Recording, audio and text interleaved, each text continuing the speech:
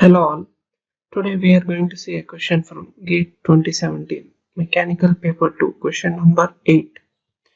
For a loaded cantilever beam of uniform cross section, the bending moment in Newton mm. So please take care of the unit.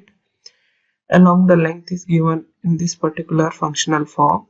So your x is actually the distance in mm, which is measured from the free end of the beam.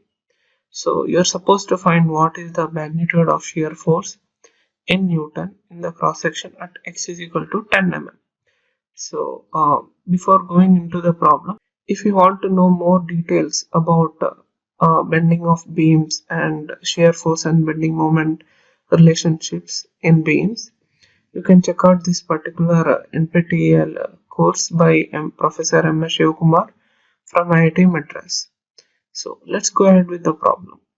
So if you are having a cantilever beam like this and it is loaded from one end, so if you consider a section A dash at a distance x from that loading point, so you can write your shear force V is equal to d by dx of m, where m is your moment.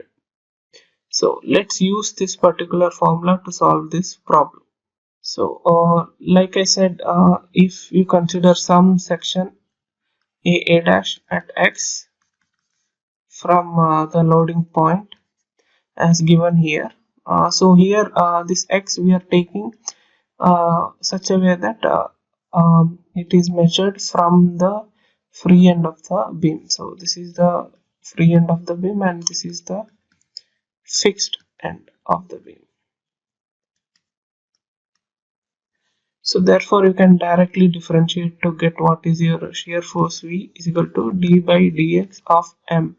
So your m is given as 5x square plus 10x. So when you differentiate, what will you get as V? So 10x plus 10. Okay. So now important point to notice here is you're supposed to find what is at x is equal to 10 mm. Okay, at x is equal to 10 mm. Also, when given in this function, your x is actually in mm. So that is the main trick here. So if they asked what is the value of force at x is equal to, let's say, 10 meter or something like that, 1 meter, so you have to convert it into mm and then use in this formula. Okay, so let's use this directly right now because it is in the proper form. So plus 10, so this is what we used here. So you'll get finally 110 Newton.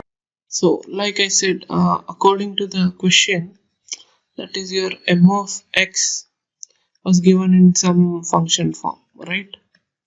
So you have to be always careful about the unit. So your x was in mm and your m was in Newton mm. So that means your output of V also will be in Newton, which is consistent with this form. The unit is very important in this kind of problems. And finally, they have also asked you in terms, what is it in terms of Newton. So that means whatever answer you're getting is very much consistent with the unit. So this is a simple problem which can be easily turned into a very tricky one if you don't look what are the units they are asking in and what are they have given. So I hope you understood this problem.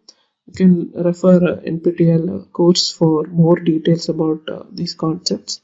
Thank you.